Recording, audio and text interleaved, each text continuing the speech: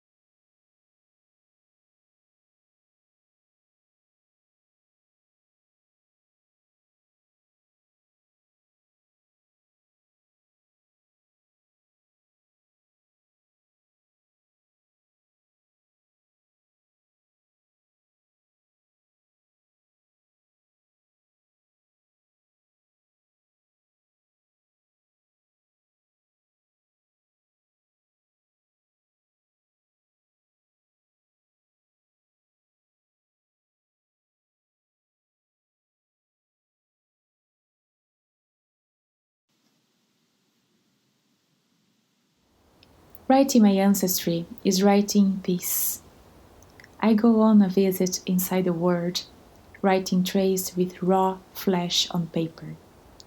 The few stories I know are loose fragments of my mother's memory, kept for years in a trunk of traumas. The words from my mother's mouth told me the reason for the silent echo of her actions, and I was able to read what is written in her screams and suspicions. Arriving by ship from the other side of the ocean, leaving their country, language, roots, and land of origin, planting trace of Italy and new dreams in Brazil. Great great grandmother, great grandmother, grandmother, mother. Our genetic code binds us. I am the reverberation of someone I haven't even met. Sometimes I struggle to deviate from a generational trajectory of lamentation. Sometimes I struggle to rescue an invisible trust. In Portuguese, words have gender, but they have no sex. A human invention. She was expecting a boy.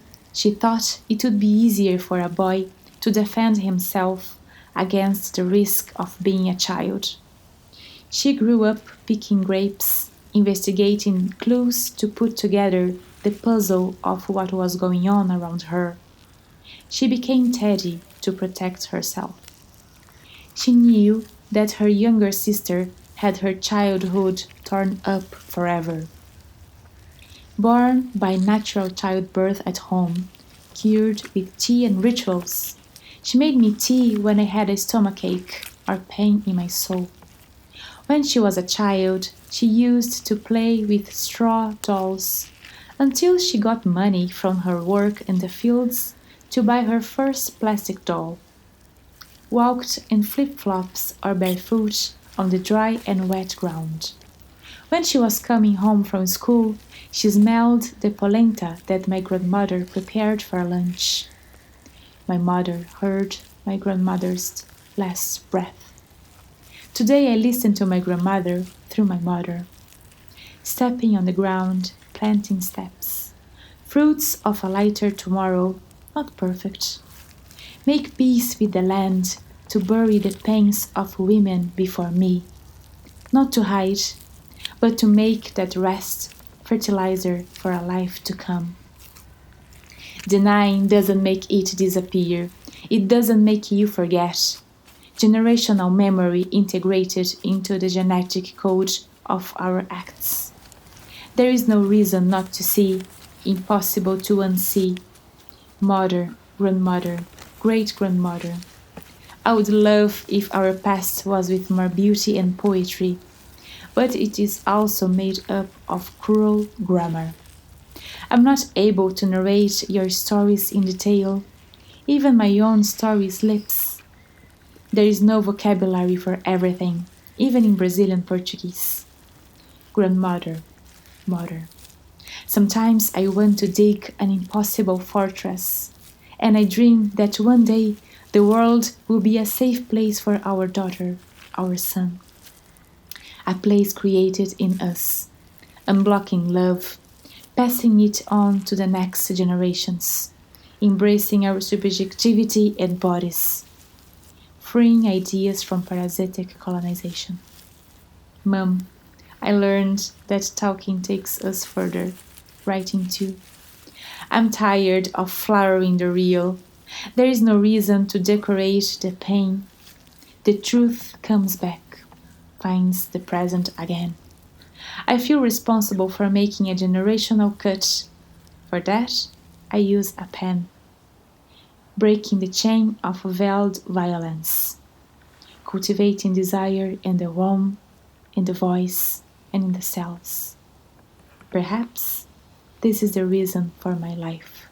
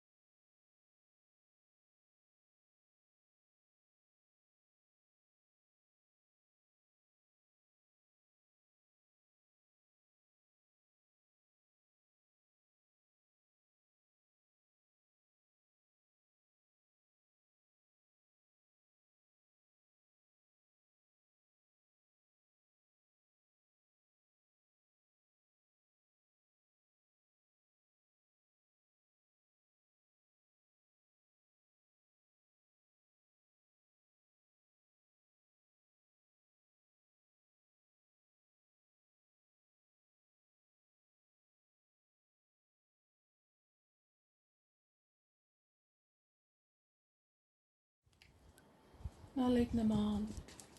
Nalik naman.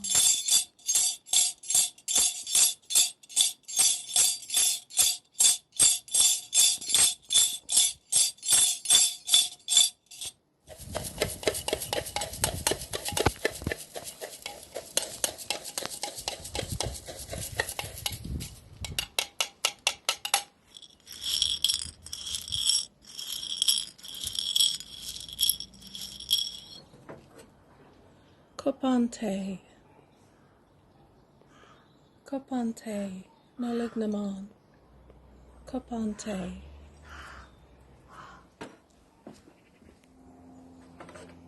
Nalik naman. Caffè d'oro, per favore.